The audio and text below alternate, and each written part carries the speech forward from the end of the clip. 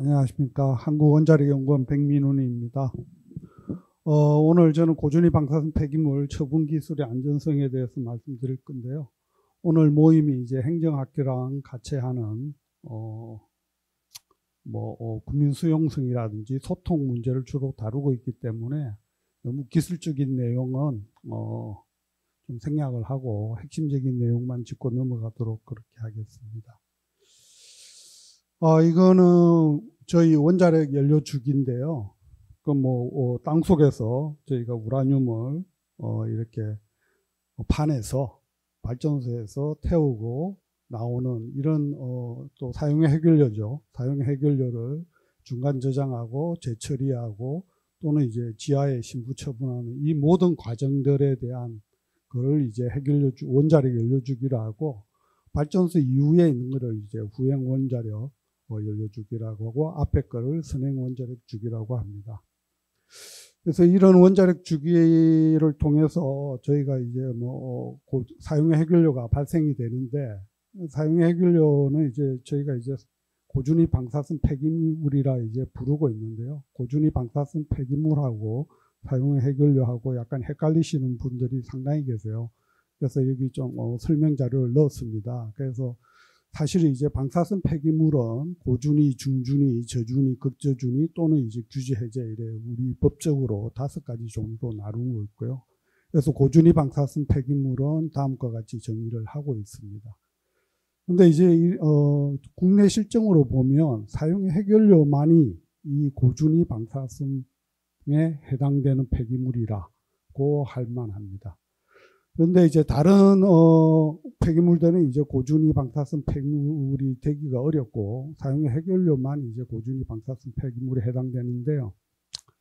이 사용의 해결료도 실질적으로 이제 처분하기로 결정을 해야 폐기물이 되는 것이지, 저희가 이를 재활용을 한다든지 재처리를 통해서 다른 용도로 활용을 하게 되면 폐기물이 아닌 것이죠. 그래서 아직까지 국내에서는 사용의 해결료를 폐기하기로 결정한 바는 없습니다. 그래서 현재 국내에서는 고준위 방사선 폐기물은 없다, 이렇게 보시면 맞을 것 같습니다.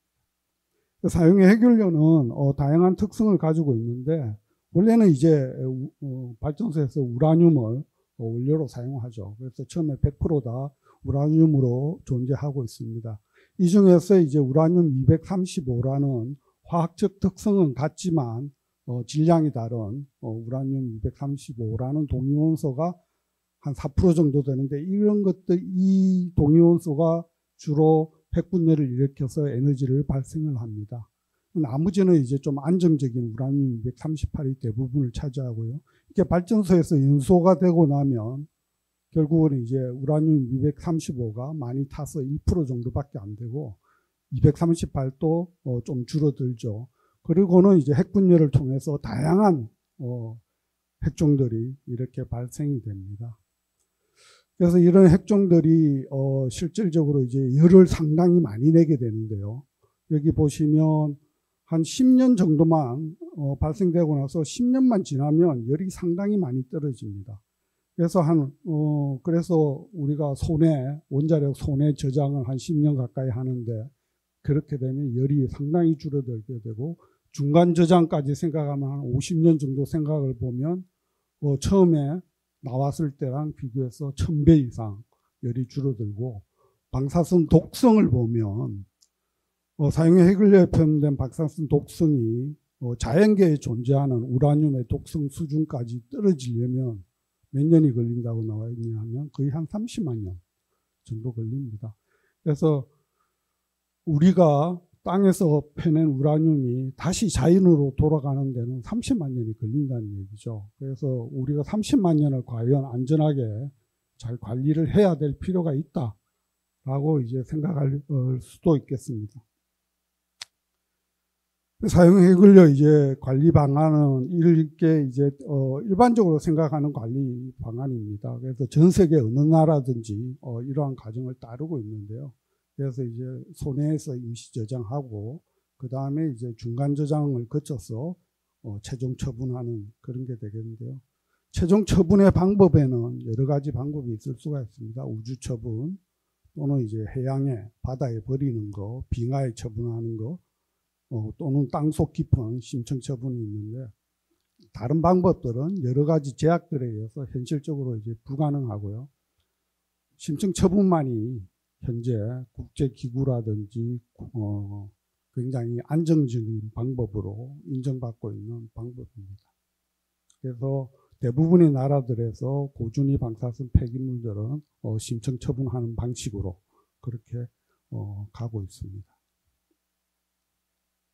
국내 사용 해결료 관리 현황은 뭐 아까 김 부장님도 설명을 하셨기 때문에 크게 얘기는 안 하겠습니다만 우리나라가 이제 신한울 1, 2호기가 가동됨으로 해서 총 28개 원자력 발전소가 있고 이 중에 이제 중수로 1기, 경수로 1기가 가동 중단됐기 때문에 현재 26기가 가동 중에 있습니다. 근데 이제 뭐 손해 저장 시설이 이제 포화가 임박했다고 얘기를 하는데 지금 이제 21년도에 저희 방패학계에서 분석한 결과에 의하면 31년도부터 고리 한빛, 32년에는 한울 이런 식으로 이제 손해 저장 시설이 이제 포화가 됩니다. 이게 포화가 되면 뭐 발전소를 중지할 수밖에 없습니다. 발전소를 중지하게 되면 일어날 수 있는 일은 뭐 엄청나게 많지만 산업적으로 또는 우리가 사용하는 전기 가격도 엄청나게 오르고 결국은 이제 뭐 전기를 공급을 해야 되니까 급하게 공급할 수 있는 화력발전 이런 걸 가동할 수밖에 없는 그런 상황이 올 수도 있겠습니다.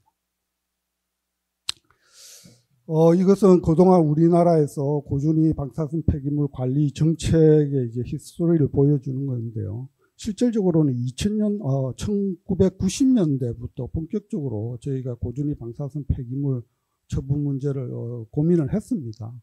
그래서 굉장히 오랜 시간 동안 여러 가지 정책도 나오고 공론화도 하고 기본계획도 수립하고 법제화도 추진하고 노력들을 상당히 했다는 거죠. 그래서 일부 뭐 어떤 분들은 그동안 노력이 부족한 거 아니냐 뭐 이런 의견들도 주시는데 뭐 그렇게 얘기할 수도 있겠지만 사실은 상당히 많은 노력을 했다는 겁니다.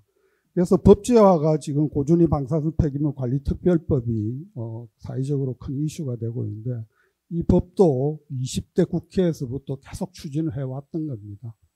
그래서 21대 국회에서도 3개 법안이 발의돼 가지고 논의를 되다가 막판에 정치적 이슈 때문에 이제 연기가 됐고 현재 22대 국회에서는 여당에서 4개, 야당에서 1개 법안이 발의돼서 지금 5개 법안이 서로 논의되고 있습니다. 그래서 조속히 법안이 통과되어야 할 것 같습니다. 제가 이 슬라이드를 굉장히 중요시하게 생각을 하는데요. 어떤 일을 하든지 간에 기본 원칙 하에서 모든 게 추진되는 게 굉장히 중요한 것 같습니다. 그래서 저희 고준위 방사선 폐기물 관리 그리고 법제, 기술 개발 이 모든 것들이 이런 원칙 하에서 이루어지고 있다고 보시면 됩니다. 그래서 마구잡이로 하는 게 아니라 저희가 원칙을 가지고 추진하고 있다. 그 원칙을 보시면 나와 있다시피 국가가 책임하에 관리를 하겠다.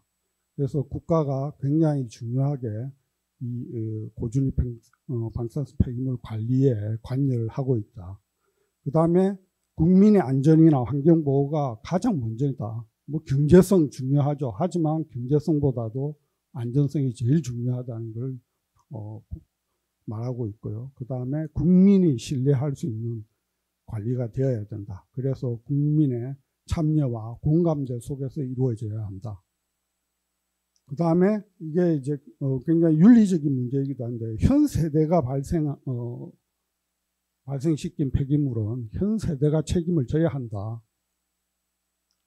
저희가 원자력 발전하면서 우리나라가 굉장히 산업 발전이나 기술 발전을 많이 이뤄서 저희 국민들이 많은 혜택을 받고 있는데 이거에 대한 혜택은 우리가 보고 폐기물은 후손들에게 넘겨서 니네가 알아서 관리해라.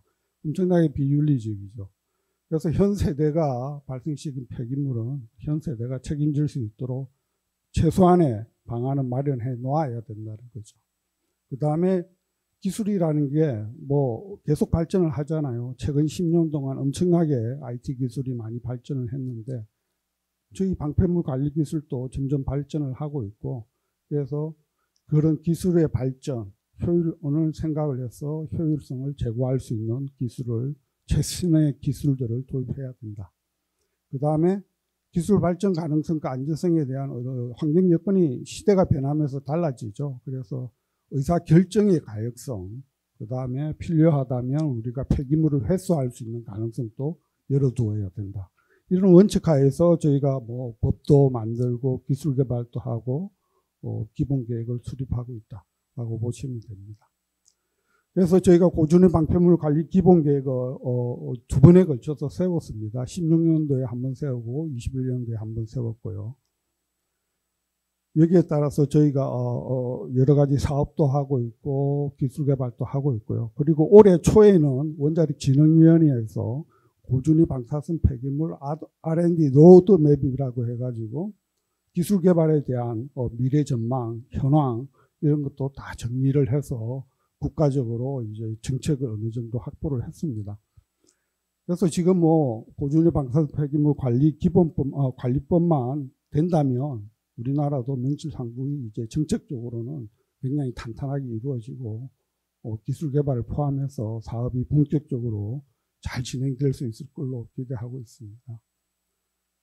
이제 좀 기술적인 얘기를 드리고자 하는데요. 심층 처분이라는 개념은 뭐 간단합니다. 깊은 땅 속에 폐기물을 묻겠다는 거죠. 그래서 땅에서 패낸 우라늄을 다시 땅으로 돌려보내는 거다. 그렇게 생각하시면 되고, 왜 500m 같이 깊은 데 묻느냐? 굉장히 기술적으로는 여러 가지 이유가 있지만은 제일 중요한 거는 이제 인간에게 멀리 떨어뜨린다는 거죠. 인간과 인간 생활권에서 멀리 떨어뜨려서 격리시킨다. 그냥 그러면 땅속에 폐기물을 묻느냐? 아니죠. 저희가 이제 개발한 기술을 최신의 기술을 이용해서 여러 가지 공학적 방벽들을 만들어서 땅속에 묻게 된다는 것이죠. 그래서 저희가 이제 공학적 방벽이라 하는 경납 기능을 가진 여러 가지 방벽들을 다중 방벽이라고 하는데 그 기능을 가진 방벽들을 이용해서 땅속에 묻게 됩니다. 그리고 이런 방벽들이 공학적 방벽 외에도 땅속에 묻으면 그 땅속에 있는 안반 자체가 또 이제 여러 가지 기능을 하게 됩니다. 그래서 저희가 이제 학술적으로 천년 방벽이라 이렇게 부르고 있습니다. 공학적 방벽 중에는 여러 가지 종류가 있습니다만 제일 중요한 거는 이제 저희가 이제 그 사용의 해결을 담는 처분 용기, 그 다음에 처분 용기 주변을 둘러싸는 완충제가 굉장히 중요한 기능을 하는데요.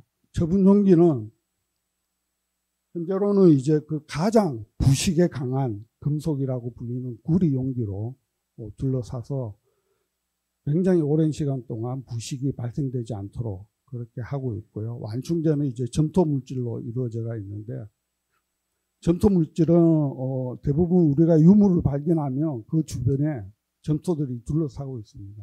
그만큼 오랜 시간 동안 어떤 산소의 침입이라든지 외부의 환경의 교란으로부터 지켜낼 수 있는 그런 물질입니다. 그래서 저희가 완충제 물질을 사용을 하고 있습니다. 그래서 저희가 가진 처분 시스템이 방호를 하는 기능, 그리고 격리하고 핵종이 이동하는 걸 지연하는 기능, 그 다음에 우리가 가진 처분 시스템을 보호하는 기능, 그 다음에 또 이제 경납하는 기능, 이런 여러 가지 기능들을 서로 어울려서 처분의 안전성을 확보를 하게 됩니다. 이런 기술에는 여러 가지가 소요되고 있습니다만, 일단은 저희가 이제 처분 시스템을 설계를 해야 되겠죠. 그래서 처분 시스템을 설계를 하고, 그 다음에 이제 처분 부지를 잡는, 그리고 부부지의 특성을 조사하는 기술들, 그 다음에 아까 말씀드린 공학적 방벽이 오랜 시간 동안 제대로 성능을 발휘하는지를 보는 공학적 방벽 성능 평가 기능, 그 다음에 유출된 핵종들이 지하를 통해서 어떻게 이동하는지를 이해하고 모델링하고 해석하는 기능, 그리고 최종적으로는 그 모든 걸 다 통합해서 안전성을 평가하고 예측하는 그런 기능들의 여러 가지 핵심 기술들로 구성되어 있습니다. 그래서 이런 안전성이 그냥 안전하다고 얘기해서 될 건 아니고 안전성을 입증을 해야 되겠죠. 그래서 저희가 이제 소위 말하는 세이프티 케이스라고 하는데요. 케이스라는 게 어떤 법률용으로 따지면 판례를 얘기합니다. 그래서 법정에서 안전성을 다투는 거다. 이렇게 이해하시는 게 쉬운 방법인데요. 어떤 사안이 있을 때 그것을 과연 이것이 안전한 것인지 이런 것을 서로 아규해서 증거들을 제시하고 토의하고 논의합니다. 그런데 이것이 전문가들만 하는 게 아니고 일반 국민들, 일반 대중들이 이해할 수준에서 모든 증거가 제시되고 논의가 되어야 된다. 그런 내용들이 되겠습니다. 그러니까 이거는 처분 안전성 평가의 결과를 보여주는데요. 최근에 뭐 일부 전문가들이 안전성 평가 기간을 저희가 이제 10,000년 정도로 잡고 있거든요. 10,000년이 너무 길다. 인간이 뭐 이해할 수 있는 수준이 넘어서는 기간이다. 그래서 좀 줄이자 이런 얘기들도 많이 하시는데 실제로 여기 보면 안전성 평가를 해보면 여기 피폭 선량 10,000년이 도달하는 데 보면 아직 최고치에 도달 안 했죠. 그래서 한 14,000년 정도 돼야 최고치에 도달합니다. 그러니까 가장 위험할 때가 요때인데 이것을 평가기관에서 뺀다는 건 말이 안 되겠죠. 그래서 저희가 고준위 방사선 폐기물 안전성 평가기간은 최소 10,000년 이상, 20,000년 또는 이제 100,000년 이렇게 생각을 하고 있는 이유가 그런 것입니다. 그래서 해외에서는 뭐 핀란드가 지금 가장 선두에 달리고 있습니다. 그래서 내년부터 처분장을 운영하고 스웨덴도 올해 건설 인허가가 났고 내년부터 건설에 착수할 예정이고요. 그래서 다른 나라들은 뭐 일부 법제화를 통해서 추진하기도 하고 국민 동의를 얻어서 추진하기도 하고 다들 선진국들은 앞서 나가고 있는 상황입니다. 우리나라도 기술을 개발을 하고 있습니다. 그래서 굉장히 다양한 기술을 개발하고 있는데 현재 수준은 아직도 좀 미흡한 수준이죠. 그래서 전체적으로 보면 60%가 좀 안 되는 수준이긴 한데 이 기술이라는 게 뭐 100% 완성된 기술이 사실은 이제 쉽지 않죠. 그래서 저희가 이제 단계적으로 점점점 확보해 나가는데 사업이 시작되는 2060년 정도에는 전부 다 확보가 가능한 것으로 보여지고요. 그래서 저희가 어떻게 보면 좀 후발로 시작하기는 했는데 후발에 또 장점이 여러 개가 있거든요. 그래서 선행 국가들의 노하우나 레슨을 저희 교훈을 받아들여 가지고 추진을 하게 되면 효율적이고 빨리 기술을 확보할 것으로 생각이 듭니다. 그래서 저희가 이제 뭐 여러 가지 기술 개발 사업들을 꾸준히 시행을 하고 있고요. 그래서 2029년까지 핵심 기술들을 다 확보를 하고 30년부터는 지하 연구시설, 일반 연구용 URL에서 실증 사업을 거친 후에 기술들을 확보해 나갈 계획에 있습니다. 간단하게 시간이 부족해서 몇 줄 말로 끝내도록 하겠습니다. 그래서 고준위 방사선 폐기물은 기술적으로는 저희가 이제 기술 개발도 하고 정보 자료도 구축하고 심도 있는 기회와 이해와 또 적기에 필요한 기술들을 개발할 필요가 있겠고요. 결정적으로는 안전성 입증이나 처분의 효용성을 향상하기 위한 기술 개발에 저희가 노력할 필요가 있겠습니다. 하지만 이것보다 더 중요한 것은 기본에 깔려야 되는 것들은 기술 개발이나 사업 추진의 공정성과 투명성이 되겠고요. 또 이해 당사자와의 의사소통 그리고 저희 관여하는 기관들 사이의 상생적 협력 이런 것들이 기본적으로 깔려 있어야 되겠다 보고요.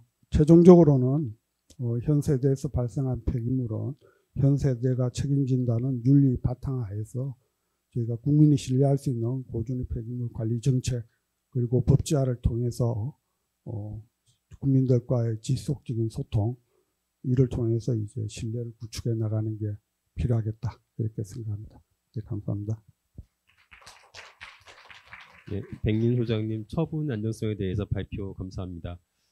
이어서 그 저장과 처분 분야에 대해서 두 분 발표자와 함께 그 한국교통대학교 정주현 교수님을 모시고 1대1 토론을 할 예정인데요. 앞서 그 한수원의 김기현 부장님은 지금 그 R&D 사업도 하시면서 또 말씀드린 바와 같이 건식저장 사업도 직접 수행하고 계시고요. 또 백민 소장님께서는 원자력 연구원의 전체 국내 해결료 사업에 대해서 R&D 총괄 책임지고 계십니다. 두 분 다 국내에는 최고 전문가 분들이시고요. 오늘 좋은 발표 감사드리면서 바로 이어서 그 두 분 모두 그 단상으로 모시겠습니다. 네, 그 한국교통대학의 정주용입니다. 그 토론을 이런 식으로 할 줄 전혀 생각을 못 하고 왔습니다. 굉장히 어색합니다. 뭐라고 해야 될지 모르겠습니다. 일단은 두 분 발표 너무나 잘 들었고요.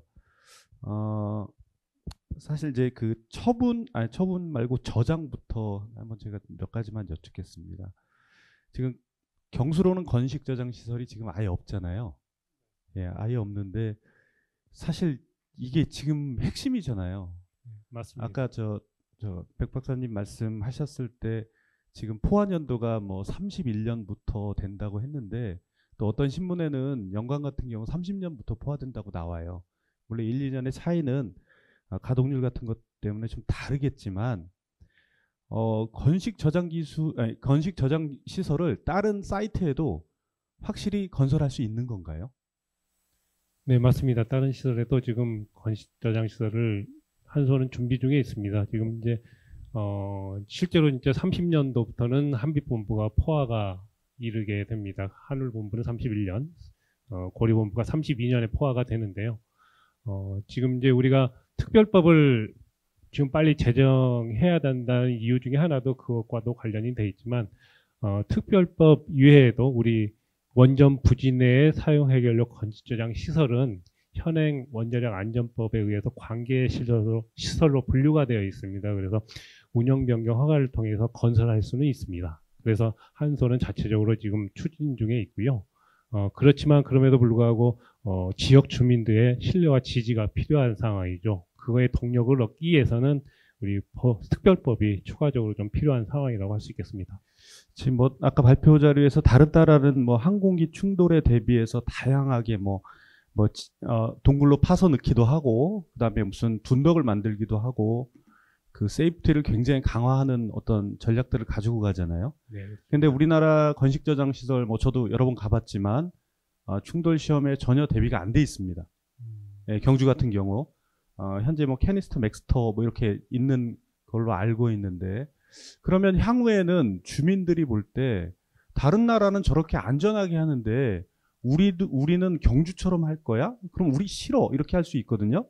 그럼 그렇게 하지 만약에 주민들이 그렇게 요구할 경우에는 손에다가 저장할 공간이 없잖아요. 맞습니다. 어떻게 하죠? 지금 현재 상태에서는 지금 미국도 마찬가지고 아까도 이제 9.11 테러 이후에는 이제 항공기 충돌이라는 안전성 평가 기준이라는 게 이제 법규화 됐지만 이제 그게 이제 시행 시기가 우리나라 같은 경우는 2016년도입니다. 그래서 그 이전 시설들은 그럼 어떻게 할 것이냐 그거에 대한 이제 방안으로는 우리 이제 한수원에서는 사고 관리 완화 계획서를 제출한 바 있습니다. 그래서 지금 인허가 심사 중에 있고요. 그래서 그거에 대한 후속 조치, 사고에 대한 완화를 할 수 있는 그 후속 조치를 지금 방안을 마련하고 있습니다. 사실 지금 특별법이 통과되지 않아서 아무것도 못하고 있다. 이런 얘기를 저는 굉장히 많이 들었고, 저도 21대 때 특별법이 통과되도록 제가 국회의장실에까지 전화를 했었어요. 예. 이거 반드시 해야 된다라고까지 저도 노력을 하고 여기에 계신 많은 분들이 계속 노력을 하고 있는데 통과가 안 돼요. 그리고 현 시점에서 통과가 될 거라고 생각하십니까? 저희는 긍정적으로 기대를 하고 있습니다. 이게 이제 우리 단순히 원자력계의 문제가 아니라 우리 나라의 문제이기 때문에 이건 여야를 떠나서 다 같이 고민하고 있는 문제입니다. 그게 이제 시행 시기가 지금이냐 조금 지연되는 그런 문제점은 있지만 지금도 이제 뭐 활발한 지금 토론회가 예정돼 있고 해서 조만간에는 되지 않을까 예상은 해봅니다. 근데 저는 조금 좀 우울하게 보고 있는데요. 예. 저도 21대 때도 막바지에 2+2 올라간다고 해가지고 굉장히 기대를 했었고, 저도 뭐 그런 연락을 많이 받았는데 결국은 무산되고 말았어요. 근데 이제 특별법이 통과가 되지 않으면 정부는 지금 하나도 움직이지 않을 생각인 거예요. 뭐냐면 공론화위원회에서 권고사항으로 특별법을 만들어라. 절차를 만들어서 국민의 신뢰를 가지고 시작해라. 이렇게 됐어요. 근데 특별법이 통과되지 않으면 부지 선정 절차를 아예 진행도 안 하고 그렇게 보면 건식저장시설을 지을 수 있을까? 굉장히 회의적이거든요. 이유는 그러면 언제까지 이 건식저장시설을 우리 사이트, 우리 지역에다가 놓고 있을 거야? 라는 불안감이 생기죠. 그래서 건식저장시설을 지어서 몇 년 동안 보관할래?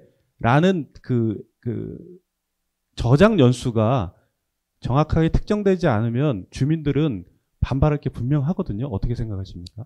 네, 맞습니다. 지금도 우리 원자력계에서는 지금 그 손해 원전 부진의 건식저장시설을 좀 빨리 진행되기를 원하고 있습니다. 실제로 좀 분리해야 될 게 원전 부진해에서 건식저장시설을 운영하는 거하고 중간 방금 말씀하신 부분은 이제 원전 부지 외에 중간 저장 시설을 말씀하신 걸로 이해가 되는데 우리 원전 부진에는 아까도 말씀드렸다시피 현행 원자력 안전법에 의해서 건설을 추진될 수 있습니다. 그래서 한소는 추진하고 있고요. 물론 이제 주민들의 신뢰와 지지가 필요하겠죠. 그리고 이제 최근에 일본 무주에 있는 중간 저장 시설이 본격적으로 얼마 전부터 운영이 시작됐습니다. 거기에 전제 조건 중에 하나는 여기서 50년만 운영을 하겠다. 그걸 갖다 약속을 했습니다. 그러므로 해서 지역 주민들의 호응을 이끌어냈고, 그래서 그런 사례를 본다면 우리 역시도 아마도 그런 지역 주민들과의 약속이 그런 운영 기간의 약속이 좀 필요하지 않나 그런 생각은 듭니다. 이제 일을 하시는 입장에서는 굉장히 긍정적으로 상황을 바라보고 싶으시겠지만 생각보다는 부정적일 가능성이 높습니다. 그리고 제가 아까 말씀드린 건 손해 저장 시설에서입니다. 중간 저장의 개념은 없고요. 무주 같은 경우는 저도 가보긴 했고 거기는 50년을 갖다 못 받긴 했어요. 근데 우리나라가 과연 몇 년 동안 그 손해 저장 시설, 지금 임시 저장 시설이죠. 손해 임시 저장 시설을 몇 년 동안 하겠다고 못 박을 수가 있나요? 지금은 그 부분은 이제 논의 중인 걸로 알고 있습니다. 그게 이제 여당, 야당에서 제시한 특별법에 대한 그런 내용들의 좀 차이점이 있었는데요. 이전 회기 때까지는 그 부분까지도 서로 합의된 걸로 알고 있습니다. 거의 운영 기간을 넣는 것으로 해서 야당, 그때는 이제 여당이었어요, 민주당. 지금은 야당이지만 야당의 그 안을 받아들여서 하는 것까지도 얘기가 된 부분은 있습니다. 그래서 그 부분이 뭐 절대적으로 한다 이렇게 딱 잘라서 이렇게 결정된 건 아니고요. 그건 협의 가능한 부분이라고 생각이 듭니다. 네, 이제 마지막으로 질문 하나 드리면 특별법이 꼭 있어야 꾸준히 처분시설 부지 선정이 가능하다고 생각하십니까? 우선 우리 원전 부진의 건축장 시설 같은 경우도 특별법이 법적으로는 필요성이 확실한 필요 요건은 아니지만 주민들의 신뢰를 얻기 위한 그런 첫 번째 단추이긴 합니다. 그래서 지금 진행되고 있는 원전 부진의 건축장 시설도 그게 특별법이 됨으로써 좀 더 원활하게 되지 않을까 그런 생각이 들고요. 당연히 처분 부지나 중간 저장 시설은 특별법이 되어야만이 추진 동력을 가질 수 있고, 그리고 점점 지연되는 사태를 좀 막으로 해서 좀 사회적 갈등을 좀 최소화할 수 있지 않을까 그런 생각이 듭니다. 네. 저도 네. 그 부분에 대해서 좀 생각을 하고 있는 게, 법이 있으면 아무래도 뭐 공무원들이나 정부에서 이런 것들을 추진할 때 근거가 되고 동력이 생기고 사업하시는 R&D에도 뭐 동력이 되기는 하겠지만, 저희가 이제 기술 개발이라든지 예를 들면 부지 조사라든지 이런 것들은 얼마든지 법이 없다 하더라도 순착돼서 얼마든지 진행이 가능하죠.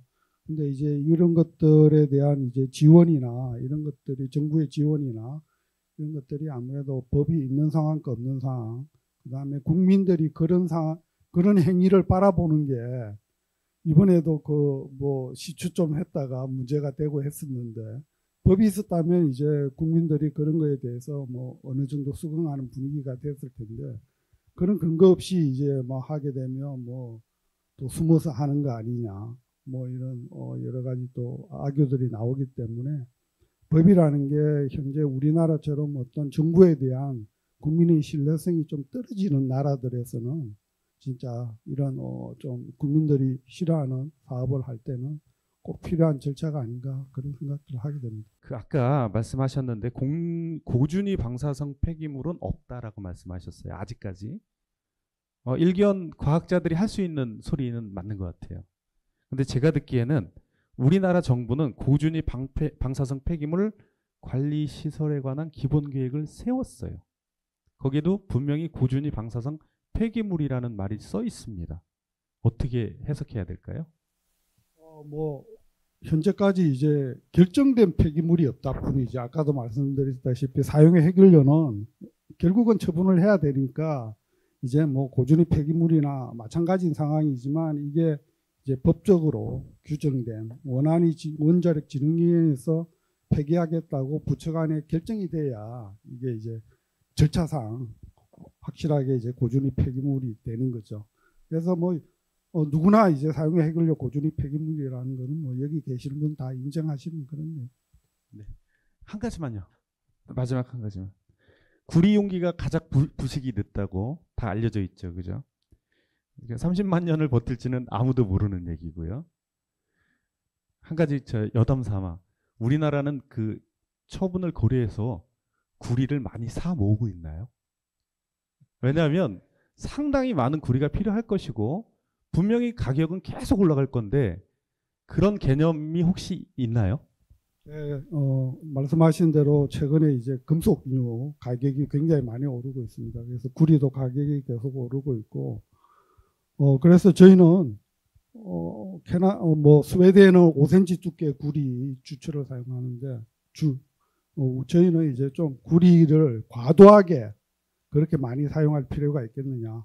안전성을 확보하는 수준에서 가장 경제적으로 할 수 있는 방법을 찾고 있습니다. 그래서 구리를 이제 제조하는 방식도 저희 코팅으로 하는 거, 그 다음에 5cm가 아니라 1cm 정도만 돼도 충분히 안전성을 만년 이상 확보할 수 있는 그런 과학기술적 근거들, 안전성을 또 입증해야 되니까요. 그런 것들에 대해서 연구를 지금 열심히 하고 있는 상황입니다. 네, 감사합니다. 예, 너무 열띤 토론을 해주셨고요. 수고해 주신 세 분께 다시 한번 큰 박수 좀 부탁드리겠습니다. 네.